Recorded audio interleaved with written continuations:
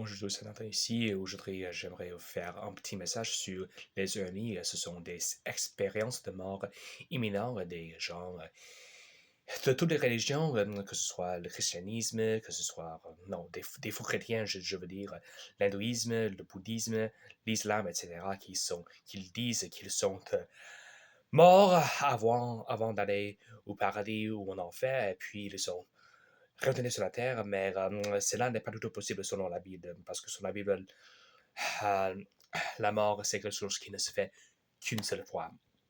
La Bible dit en Hébreu chapitre 9, Hébreu chapitre 9,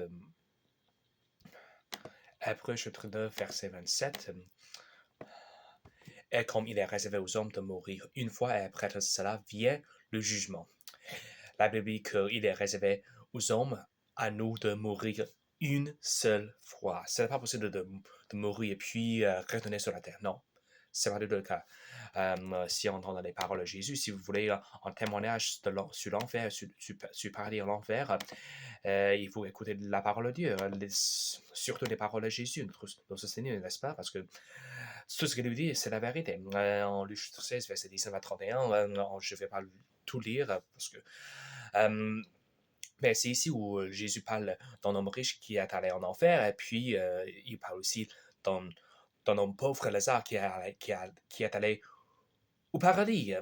Verset 22, il arrivera que le mendiant mourut et fut porté par des anges dans le sein d'Abraham, et l'homme riche mourut aussi et fut enterré. En enfer, il lèvera ses yeux dans les tourments et fit Abraham au loin, Lazare dans son sein, et s'écria, dit, Père Abraham, aie pitié de moi, Lazare, afin qu'il puisse trembler dans l'eau de son droit, rafraîchisse maintenant quand je suis tombé dans cette flamme. Mais Abraham dit, fils, souviens-toi que pendant ta vie, tu as reçu tes bonnes choses, tandis que Lazare a reçu des mauvaises choses, mais maintenant il a considéré les trois, tu vas te monter, et en plus de tout cela, il a un grand ami établi entre nous et vous, si bien que ceux qui voudraient passer d'ici, à vous ne le peuvent, et ceux qui voudraient passer là jusqu'à nous ne le peuvent non plus. Alors il dit, je te prie donc, Père, que tu l'envoies dans la maison de mon Père, car je sais frère, afin qu'il puisse le témoigner de peu qu'il est mis aussi dans ce lieu de tourment. Abraham lui dit, ils ont menacé le prophète qu'il les entend.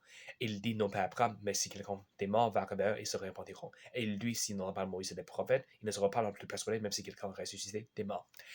Et on voit ici que l'enfer, c'est permanent, c'est toujours, c'est à jamais. C'est le paradis aussi. Si vous allez, une fois que vous êtes allé au paradis, vous êtes là pour toujours. Une fois que vous êtes allé en enfer, vous êtes là pour toujours aussi. Il n'y a pas de fin à cela.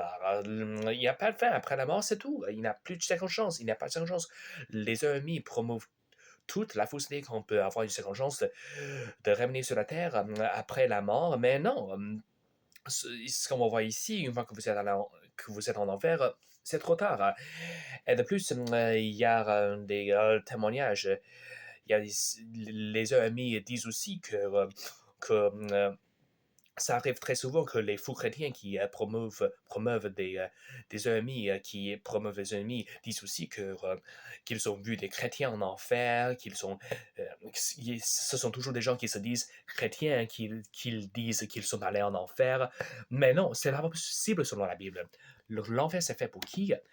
Et, la deuxième chose, c'est que les ennemis contredisent toujours la Bible. Et on voit toujours des choses dans des ennemis qui ne se trouvent pas du tout dans la Bible.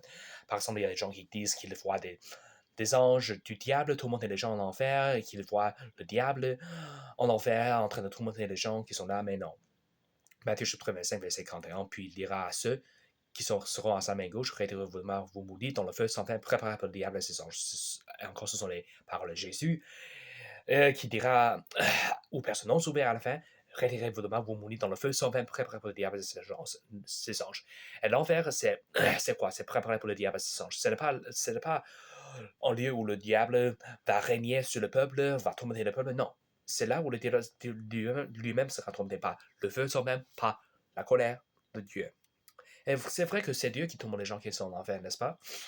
Je sais que ce n'est pas politiquement correct, il y a beaucoup de gens qui seront, on va se passer là, mais oui, c'est la vérité. Et, la troisième chose, c'est qu'on ne peut pas perdre sur le salut. Les faux chrétiens qui promeuvent les EMI disent toujours, ils disent très souvent qu'ils voient des chrétiens en enfer qui sont là parce qu'ils ont commis des graves péchés, ils ne se sont pas repentis de leurs péchés. Mais ce n'est pas du tout possible selon la Bible. La Bible dit que le salut c'est permanent. Ce n'est pas possible de perdre son salut. Sinon, ce serait un salut par les œuvres. Si on pouvait perdre notre salut en commettant des graves péchés, par exemple le meurtre, le suicide, l'adultère, la fornication, non. Ce serait un salut par les œuvres parce que ça obligeait les hommes de garder les commandements de Dieu pour aller au ciel. Mais le standard de Dieu n'est pas plutôt bon, n'est pas être une bonne personne, ça ne suffit pas. Non, le standard de Dieu, c'est la perfection. Si vous n'arrivez pas à atteindre la perfection de Dieu, non, c'est fini. Oubliez-le. Et Jean chapitre 6, verset 27, 37, verset 37, c'est Jésus qui dit, tout ce que le Père me donne viendra à moi, et je ne mettrai en aucun dehors celui qui vient à moi, car je suis descendu du ciel, non pour faire ma volonté, mais la volonté de celui qui m'a envoyé, et cela est la volonté du Père qui m'a envoyé, que tout ce qu'il m'a donné, je ne devais perdre rien, mais que je le ressuscite au dernier jour, et cela est la volonté de celui qui m'a envoyé, que quiconque voit le Fils et croit en lui, et la vie éternelle, et je le ressusciterai au dernier jour. Ce sont les paroles de Jésus, hein, comme on voit ici. C'est impossible de perdre son salut. Jésus dit, c'est là la volonté de mon Père, du Père qui m'a envoyé, que tout ce qu'il m'a donné, je ne devais perdre rien, mais que je le ressusciterai au dernier jour.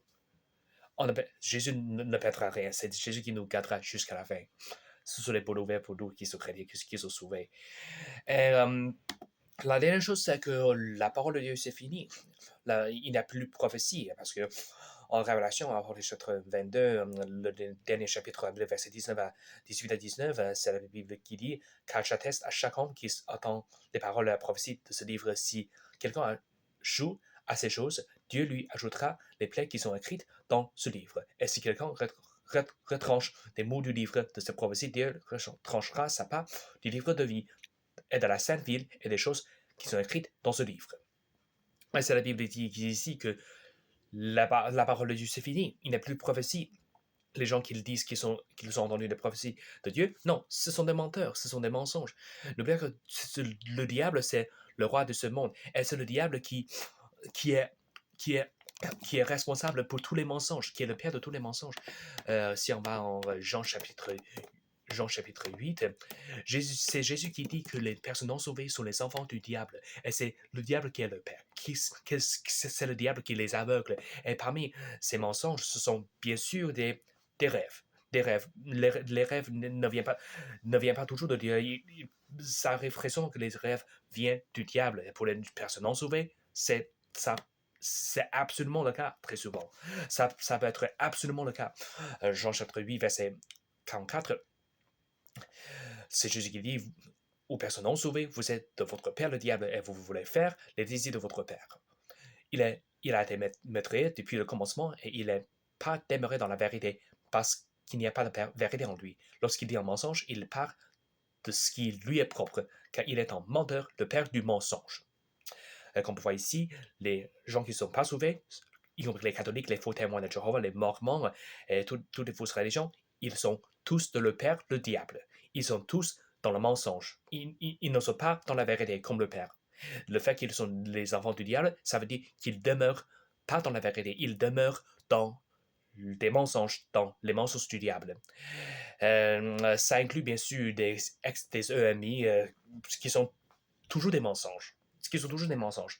Parce que les gens qui sont du diable, ils sont dans les fausses religions, ils sont tous des menteurs. Ils rejettent le Dieu de la Bible, le seul Dieu vivant. Ils rejettent la plus grande vérité qui existe, ce qui est l'Évangile. Le fait que Jésus est mort sur la croix, pour eux, il est ressuscité 3 jours et 3 nuits plus tard, et c'est ça le paiement de tout le péché, dans le passé, dans le présent et dans l'avenir.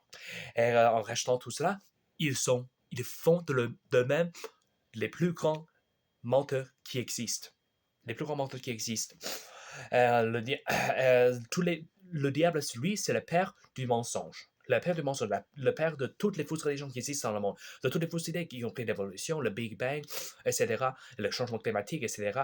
Et donc, c'est le diable qui est père de tous les mensonges qui existent dans le monde. Ils ont pris les fausses religions, ils ont pris les EMI, les fous saluts qui prêchent, les fous prophètes qui prêchent en salut par les œuvres. C'est le diable qui est derrière tout cela, qui est responsable pour tout cela. C'est le diable qui aveugle les gens pour qu'ils ne voient pas l'évangile glorieux, le vrai évangile de Dieu. Et donc, en 2 Corinthiens chapitre 4, verset 4,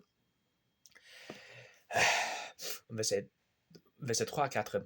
Mais si notre évangile est caché, il est caché pour ceux qui sont perdus en qui le Dieu de ce monde a aveuglé les pensées de ceux qui ne croient pas, de peu que la lumière du glorieux évangile de Christ, qui est l'image de Dieu, brille jusqu'à eux. C'est le diable qui aveugle les gens qui ne sont pas sauvés. C'est pour cela qu'il prêche tous ces mensonges. Et c'est pour cela qu'il croit toujours des mensonges comme les EMI, comme les choses qui contredisent la Bible.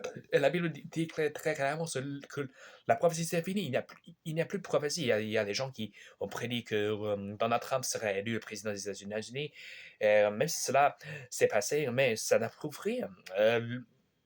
Ça ne prouve rien. La Bible dit que le diable aveugle tous ceux qui ne croient pas en Jésus, tous ceux qui ne sont pas sauvés. Et donc, c'est pour cela qu'ils croient tous ces mensonges et promeuvent tous ces mensonges. Parce que, comme le diable, comme le Père, ils mentent. Ils sont des menteurs.